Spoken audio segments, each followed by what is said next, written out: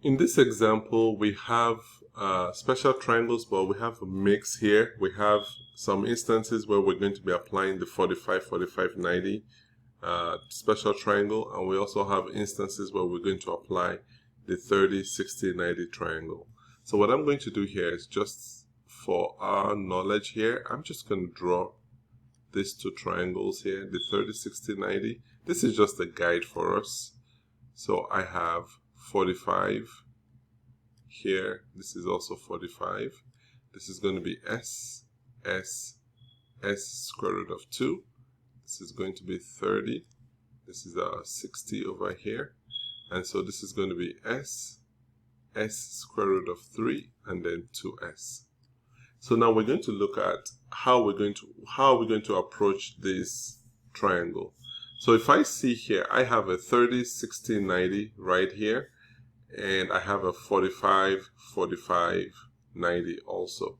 So I'm going to try to extract out the 30, 60, 90. So 30, 60, 90 here is going to be, I have 30 over here, I have 10 here, and then this here is going to give me my x. And we know from 30, 60, 90 is that, what we know is that the side opposite the 30-degree angle is always a half of the hypotenuse. So we can say x is going to be 10 divided by 2, which is equal to 5. So now we can have 5 here.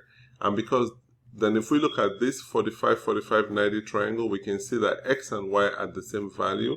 So y is also going to be equal to 5. Now we go back to the 30, 60, 90 triangle.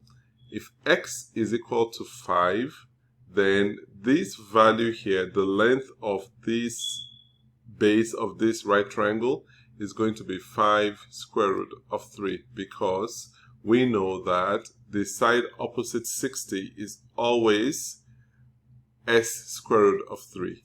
So now we need to find this letter z here. So we know that the whole thing, so y plus z is equal to 5 square root of 3. We already know that y is 5, so 5 plus z equal to 5 square root of 3.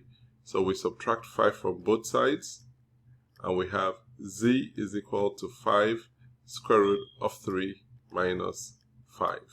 So therefore, let's write our answers. X equal to 5, y equal to 5, z equal to 5 square root of 3 minus 5.